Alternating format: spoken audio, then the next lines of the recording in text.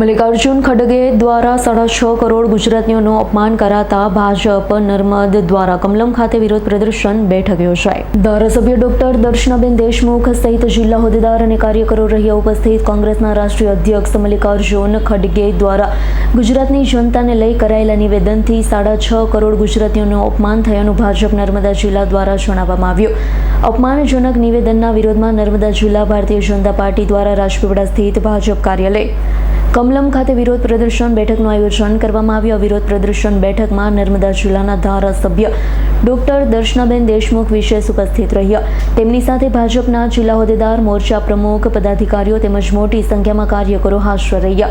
આ પ્રસંગે ધારાસભ્ય ડોક્ટર દર્શનાબેન દેશમુખે જણાવ્યું હતું, કોંગ્રેસના રાષ્ટ્રીય અધ્યક્ષ દ્વારા ગુજરાતની જનતા અંગે કરવામાં આવેલા નિવેદન અત્યંત નિંદનીય છે।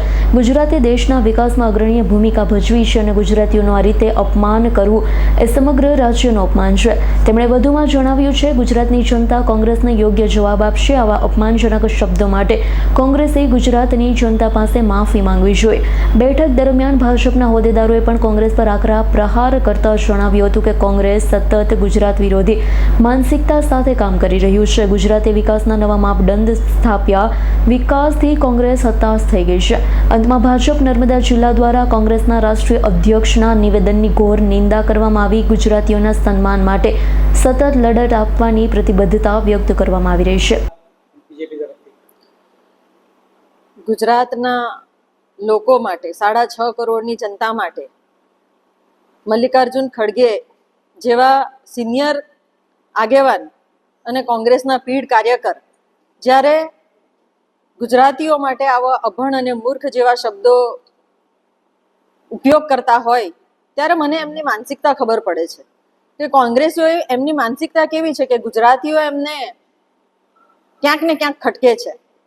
આ ગુજરાતીઓએ આખા દેશને વાત કરીએ આપણે મહાત્મા ગાંધીજીની કે જેમણે માર્ગદર્શન આપ્યું અને વૈશ્વિક સ્તર ઉપર આ ભારત દેશને એમણે જે રીતના લઈ ગયા અને ભારત દેશને આઝાદી અપાવવાનું કામ કર્યું, એવા જ લોખંડી પુરુષ સરદાર વલ્લભભાઈ પટેલ કે જેમણે 562 રજવાડાઓને એક કર્યા અને ભારતને, અખંડ ભારતને બચાવવાની એક કોશિશ કરી હતી। આજે એવા જ લોખંડી પુરુષની જ્યારે 182 મીટર ઊંચી પ્રતિમાનું નર્મદા જિલ્લામાં નિર્માણ થયું ત્યારે આ જ કોંગ્રેસીઓએ એમનો પણ વિરોધ કર્યો હતો। નર્મદા યોજના આજે સમગ્ર ગુજરાતને નવપલ્લિત કરી રહી છે ત્યારે એ નર્મદા યોજનાના બાંધકામમાં પણ વિરોધ કરનાર કોંગ્રેસ જ હતી। ત્યારે મારે મલ્લિકાર્જુન ખડગેને પૂછવું છે કે 6.5 કરોડની આ જનતા જે ગુજરાતીઓ છે કે જે ગુજરાત એક રોલ મોડલ તરીકે દરેક જગ્યા ઉપર પ્રસ્થાપિત થઈ ચૂક્યું છે અને હાલના ભારતના વડાપ્રધાન નરેન્દ્રભાઈ મોદી અને ગૃહમંત્રી શ્રી અમિતભાઈ શાહ, આ બે ગુજરાતીઓએ આજે ભારત દેશને જે રીતના આગળ લઈ ગયા છે, એ આર્થિક રીતે હોય, સામાજિક રીતે હોય, રાજકીય રીતે હોય, સ્વરોજગાર વાત હોય કે પછી સંરક્ષણના દિશામાં વાત હોય, પરંતુ આજે દરેક ક્ષેત્રમાં આજે ગુજરાત ખૂબ જ આગળ વધી રહ્યું છે।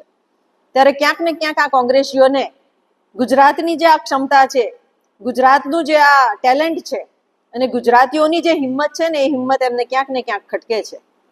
પરંતુ આવનારા દિવસોમાં જ્યારે તાલુકા પંચાયત અને જિલ્લા પંચાયતની આ ચૂંટણીઓ આવી રહી છે ત્યારે આ કોંગ્રેસીઓએ ચેતી જવાની જરૂર છે કે તમારા આવા બેહુદા અને અસભ્ય ભરેલા જે તમારા જે ભાષણોમાં તમે ગુજરાતીઓને જે રીતના તમે વર્તન કરો છો, એ વર્તનનો જવાબ આ ગુજરાતની પ્રજા તમને આપી દેશે અને તમારે માફી માંગવી જોઈએ ગુજરાતીઓની।